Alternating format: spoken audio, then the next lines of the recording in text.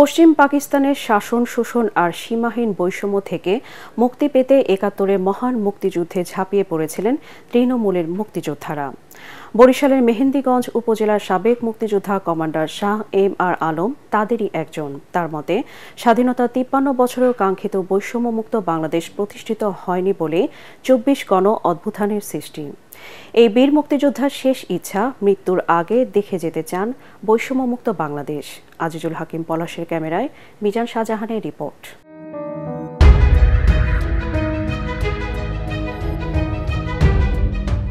দেশপ্রেমিক মানুষের কাছে জন্মভূমি ফুলের মতোই পবিত্র, আর তাই ১৯৭১ সালে জীবনের মায়া ছেড়ে মুক্তিযুদ্ধে অংশ নিয়েছিলেন কিশোর, যুবক, বৃদ্ধ, নারী, পুরুষ, হিন্দু, মুসলিম, বৌদ্ধ, খ্রিস্টান, আদিবাসী সবাই।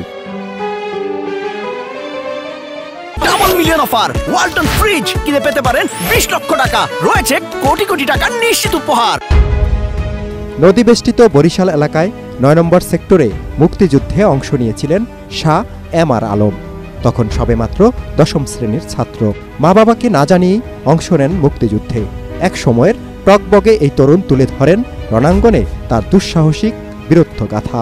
দেশ মুক্ত করার জন্য আমরা স্থানীয়ভাবে ট্রেনিং করলাম। তখন অস্ত্রের কোনো সংকুলন করতে পারলাম না। পরস্পর আমার সঙ্গী সহ আমরা কয়েকজন শুনতে পারলাম যে স্বরূপকাঠিতে পেয়ারা বাগানে ওখানে ট্রেনিং হচ্ছে, ওখানে কিছু অস্ত্র সংকলন করা যাবে। বানরিপাড়া থানায় এটাকে আমরা ২টা স্পিডবোট, চতুর্দিক আমরা থেকে ২৭ জন আমরা পজিশনে গেলাম।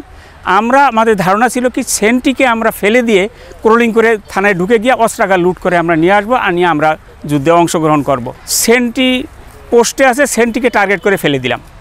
ফেলে দেওয়ার পরে চতুর্ধারে বাসার থেকে ওরা যে অস্ত্র দিয়ে দিছে বাসায় বাসায়, এটা আমাদের জানা ছিল না। তখন তারা যেভাবে চতুর্দিকে গুলি করলো, আমরাও কিছু করি, ওরা করে ১০০ রাউন্ড, আমরা করি ১০ রাউন্ড। এরপরে আমরা মেহেন্দিগঞ্জে অস্ত্রসহ, এখানে কোনো ক্যাম্প ছিল না, তো এখানে আমরা আবার মুক্তিযোদ্ধাদের সংগঠিত করলাম। এখানে যারা আনিস সর্দার প্রয়াত, উনি সহ আমরা বিক্রমবাড়িতে বসে মিটিং করে আমরা এখানে আবার একটা ক্যাম্প শুরু করলাম। শবে বরাতের রাতে একজন ব্যাচ কমান্ডার গুলিবিদ্ধ হয়, মুজিবুর রহমান শানু, তার সাথেও আমি দীর্ঘদিন নিয়েছিলাম, কাজ করছি। শবে রাতে সে বুকে গুলি লাগে। আর আমাদের চতুর্দিকে ছিল ২ দিকে খাল আর ২ দিক খালি। ওরা ট্রেন্স করে, হাই স্কুলের সাথে ড্রেন ছিল, ওই মোর্চা দিয়ে ওরা ঢুইকা ওখানে যাইতো। ওদেরকে উপর দিয়ে কোনো রকম এটা উদ্ধার করা সম্ভব ছিল না। মেহেন্দিগঞ্জ থানাটা বাংলাদেশ ১৬ তারিখে স্বাধীন হয়েছে, ১৯ তারিখে মেহেন্দিগঞ্জ আমরা উদ্ধার করতে পেরেছি। ২৮ আগস্ট ১৯৭১ পাকিস্তানি হানাদার বাহিনী তাকে খুঁজতে এসে না পেয়ে আগুন দিয়ে জ্বালিয়ে দেয় বাড়ি ঘর। ৫৩ বছর আগের বীরত্বের স্মৃতি এখনও জ্বলজ্বল করছে আলম শাহর দু চোখে। তবে অসংখ্য ভুয়া মুক্তিযোদ্ধার ভিড়ে আসলদের তালিকাভুক্ত না করার আক্ষেপ আছে তার। আমার একটা আফসোস, এই ভুয়া মুক্তিযোদ্ধারা স্বাধীনতা দিবস, বিজয় দিবসে যখন এই রজনীগতার স্টিক সার্টিফিকেট নিয়ে আমাদের সামনে দিয়ে যায়, আমরা যারা যুদ্ধ করলাম দেশ উদ্ধার করার জন্য, পাকিস্তান হানাদার বাহিনীকে তাড়িয়েছি, এত বছর পরে আমাদের প্রকৃত মুক্তিযোদ্ধাকে তালিকা করে ভুয়া মুক্তিযোদ্ধাকে বাতিল করে একটা সঠিক ইতিহাস রচনা করুক, যেটা আমার সন্তান, আমার নাতি নাতনিরা গর্ব করে বলতে পারে যে আমার দাদা, আমার নানা ১৯৭১ সালে ৯ মাস যুদ্ধ করেছে, দেশ স্বাধীন করছে। ইতিহাসের পাতায় যুগের পর যুগ তাদের নাম লেখা থাকবে। এইটাই শেষ আবেদন।